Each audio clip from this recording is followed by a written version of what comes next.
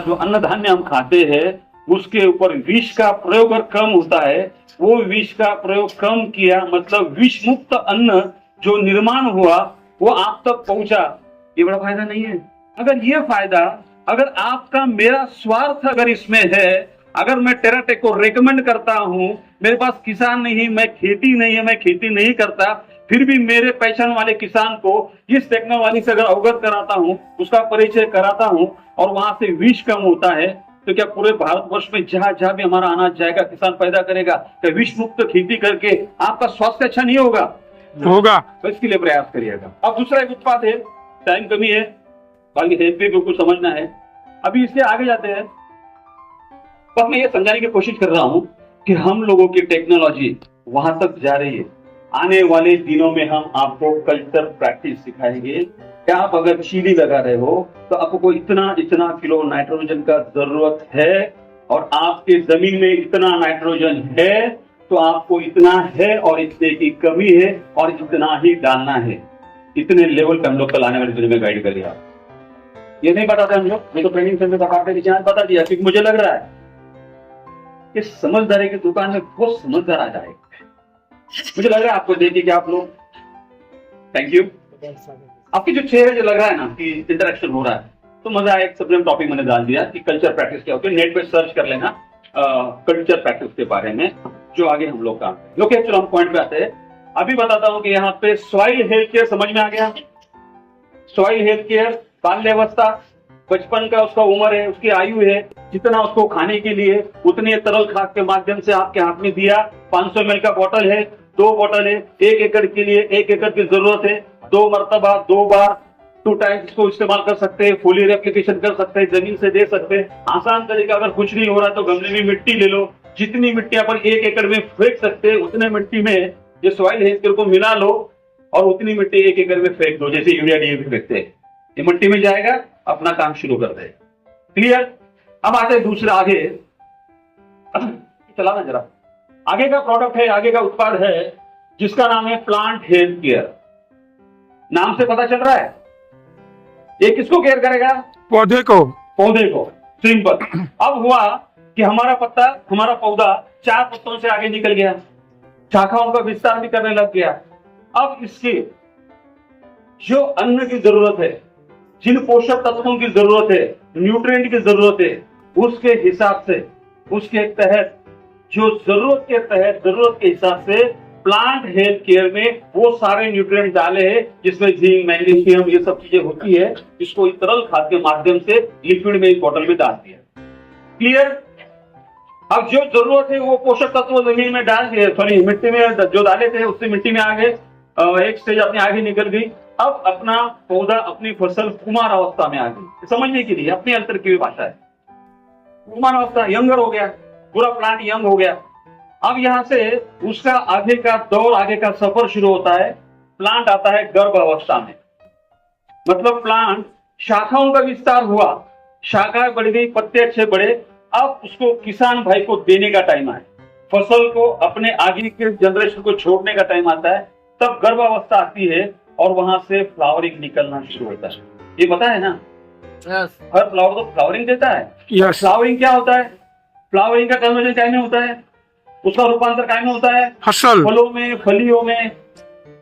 जो भी जिस तरह से हम लोग लेते हैं, धान होगी तो उसमें जाएगा, ज्वारी होगी, बाजरा होगा, मकई होगी, या तो अनार हो गया, अंगूर हो गए, वो फूलों का रूपांतर जब फल में होता है तो ये हमारे किसान भाई की सबसे सक्सेसफुल एक ऐसी स्टेज है, यहां पे किसान भाई बनता और बिगड़ता है।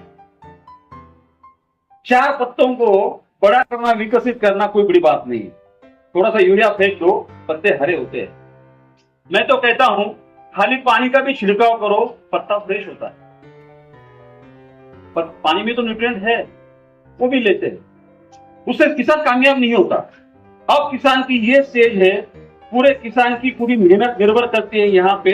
अगर वो यहाँ पे कामयाब रहेगा, इन फूलों को अच्छे तरीके से फलों में अगर वो रूपांतरित कर पाया, कन्वर्ट कर पाया, और हमारा हार्वेस्ट टाइम तक ज्यादा से ज्यादा अगर यील्ड चाहिए, तो यहाँ पे इसके पोषक का ध्यान देना मेरे किसान भाई का बहुत जरूरी काम है। और यहाँ पे किसान फेल होते हैं। एग्जाम्पल के तौर पर बताओ, मेरे पास सोयाबीन होती है, कपासी होती है, इनको भी फूल आते हैं। अब मैं बता रहा हूं कि अगर सोयाबीन के एक पौधे पे, एक प्लांट पे 200 फ्लावरिंग आ गई, कितने 200, और आने वाले अगले 8-15 दिन में वो फ्लावर फ्रूट में कन्वर्ट होने से पहले जमीन पे गिर गई, उसका पतझड़ हो गया, तो क्या होगा? और ये रोजमर्रा जिंदगी में किसान देख रहा है। सबसे ज्यादा समस्या फ्लावर ड्रॉपिंग की होती है। इसका कारण, इसका रीजन, उस दौर में, उस अवस्था में, उसकी प्रौढ़ अवस्था जो होती है, गर्भावस्था से बाहर निकलता है, तब जिन पोषक तत्वों को किसान भाई को देना होता है, वो उस टाइम में पोषक तत्वों को छोड़ता है और फसल बचाने के लिए कीटनाशकों का और फफूंदी का ही इस्तेमाल करने में मग्न रहता है, बिजी रहता है। उसकी मजबूरी होती है, मैं फसल को बचाऊं या फूलों को बचाऊं। तो हम लोगों ने इसके लिए 3 स्टेजेस दिए हैं आपको। फ्रूट के अवस्था में, मतलब फ्लावरिंग से फ्रूट में कन्वर्ट होने की अवस्था में, नाम ही दिया है प्रोडक्ट का फ्रूट हेल्थ केयर। समझ गए हो? बिल्कुल आसान भाषा में आपको 3 प्रोडक्ट दे दिए, soil health care, plant health care और fruit health care. Fruit health care में ये भी एक तरल खाद है, लिक्विड फर्टिलाइजर है। हमें इसे सादी भाषा में लिक्विड प्लांट फूड कहा जाता है। इसका हमने टीएम ले चुके हैं। ये अभी लिक्विड प्लांट फूड और कोई इस्तेमाल नहीं करेगा। टेराटेकी बोलेगा कि ये लिक्विड प्लांट फूड है, इसका ट्रेडमार्क हो चुका है। तो आप कह सकते हो टेराटेक क्या दे रहा है आपको? एक लिक्विड प्लांट फूड दे रहा है, एक तरल खाद दे रहा है, जिसमें जिस अवस्था में, जिस आयु के दरम्यान उसको जिन पोषक तत्वों की जरूरत होती है, वो पोषक तत्व वहां पे अवेलेबल होते हैं, वहां पे दिए जाते हैं। और उसका फिर 200 के 200 फूल अगर फली में, फूल में, फ्रूट में कन्वर्ट हो गए तो उत्पाद कितनी बढ़ेगी, यील्ड कितना बढ़ेगा। और इसी कारण अगर हमारे टेस्टिमोनियल आप देखते हो, हमारे किसानों से मिलते हो, तो किसान बोलता है कि मैंने ओनियन कंट्रोल जहां पे इस टेक्निक का इस्तेमाल नहीं किया, वहां पे मैंने 1 टन निकाला, 1000 किलो निकाला, लेकिन जहां पे टेक्नोलॉजी इस्तेमाल की वहां पे मुझे 700 किलो, मतलब 1700 किलो की पैदावार निकली है। ये इसलिए पॉसिबल होता है कि केवल मात्र आप अगर पोषक तत्वों को ही बैलेंस करोगे, उनका ही अगर सही से प्लानिंग करोगे, इतने बड़ी मात्रा में आप यील्ड को बढ़ा सकते हो। अब जब इन पोषक तत्वों को फोलियर एप्लीकेशन से हो, जमीन के माध्यम से हो, अगर आप पौधे को दे रहे हैं, तो रासायनिक खाद कितनी कम कर सकते हैं। जब टेराटेक टेक्नोलॉजी का इस्तेमाल करोगे तो यहाँ पे पहले दिन से, पहले बेसल डोज में, पहले दिन आप 40-50% रासायनिक खाद का इस्तेमाल तुरंत कम कर दो, क्योंकि उतनी जरूरत नहीं है। और जितनी कम करोगे उससे कई गुना पौष्टिक तत्व आप टेराटेक के माध्यम से वनस्पति को दे रहे हैं। आप कमाने से पहले, बेचने से पहले पैसा कमा रहे हो।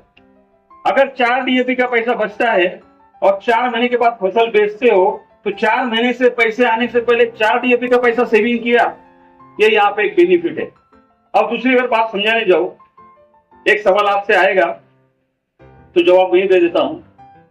आज सबसे ज्यादा मैंने बताया किसानों का एप्लीकेशन जो होते हैं, इस्तेमाल जो होता है, वो पोषक तत्वों का नहीं करता है। आप सर्वे कर लो, मैंने किया है, लाखों किसानों का सर्वे हमारे पास है। जब हमने देखा कि किसान से पूछा कि भाई आप इस कॉटन कपासी कर रहे हो, कितने एप्लीकेशन किए, कितने खादों का इस्तेमाल किया है, बोलता सर इस गांव में सबसे ज्यादा मैं फवारे करता हूं। गौरव महसूस करता है कि सबसे ज्यादा फवारे मैं करने वाला हूं। जब मैं पूछता हूं जरा नाम बताना, उसमें से 10 अगर किए रह गए, 8 से 9 फफूंदी और कीटनाशकों के होते हैं। और गलती से दुकानदार को अगर कुछ पैसा निकालना है तो टॉनिक के माध्यम से कुछ ना कुछ लिक्विड थमा देता है और बोलता है मैंने पोषक का इस्तेमाल किया। इसलिए किसानों की जो हालत आज है, जो ग्राफ ऊपर जाने के बजाय नीचे आ रहा है, इसका यही एक कारण है। और यही कारण टेराटेक टेक्नोलॉजी का इस्तेमाल करने से अपने आप खत्म हो जाएगा। दूसरी बड़ी बात जो है, यहाँ पे टेराटेक के इन टेक्नोलॉजी के इस्तेमाल से पोषक तत्वों से भरपूर अन्न ग्रहण करने के बाद जो प्लांट सशक्त होता है, जो ताकतवर बनता है, वो इतने आसानी से बाहर के आने वाले वायरल जो होते हैं, समझाने जाओ कोरोना आया था, लाखों लोगों को देखा है, हजारों को मरते हुए देखा है, लाखों के तौर पर हॉस्पिटल में देखा है। पर ऐसा भी आपने देखा होगा कि एक घर में 2 को कोरोना हुआ, 2 को कुछ नहीं हुआ।